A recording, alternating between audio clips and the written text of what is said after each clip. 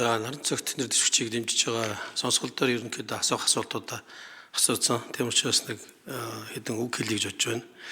За нэгдүгээр эдийн засгийн одоо гадаад дотоод орчныхоо нөхцөл байдлаа тааруулаад Монгол банкны бие даасан байдал за тэгээд болон одоо төсвийн бодлоготойгоо яаж уялдаж ажиллах вэ гэдгийг тэнцвэрээ олохоор нэлээд сайн анхаарч ажиллаарай гэж бол захимаар байна. Өнөөдөр бол Монгол улсын нөхцөл байдал нэлээд хүнд байна. Компаниудын борлуулалт буурсан байна.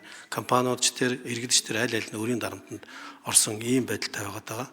Тийм учраас одоо та ажил аваад нэлээд сайн танилцж байгаа энэ мөнгөний бодлогын хэд хатуу бодлого цааш нь өргөжлүүлж явуулах уу, энгүүл эдийн засгийн агшгүй гэдэг нэрнүүдээ нэлээд сайн тооцож байгаа шийдвэрүүдээ гаргах гэж бол найдаж байна. Ард иргэд бол бас зээлийн хүүг бууруулах тал дээр ч тэр компаниуч тэр хүлээлт өндөртэй байгаа. Тэгээ зээлийн хүүг бууруулъя гэж ярихаар инфляцийн асуудал яригддаг байдаг. Тэгээ инфляцийг зөвхөн одоо мөнгөний бодлогоор бодлогын хүүгээр бол удирдах гэж бол байхгүй.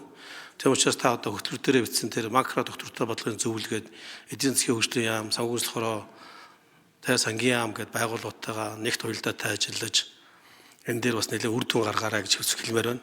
За тэгээ хамгийн гол нь бол эдийн засгийг тэлэхдээ аль болох инфляц бага, төгрөгийн ханш бага унсан байдлаар одоо ажиллаж одоо үр дүн гаргаарай гэж одоо захимаар байна да. За тэгээ амжилт хүсье.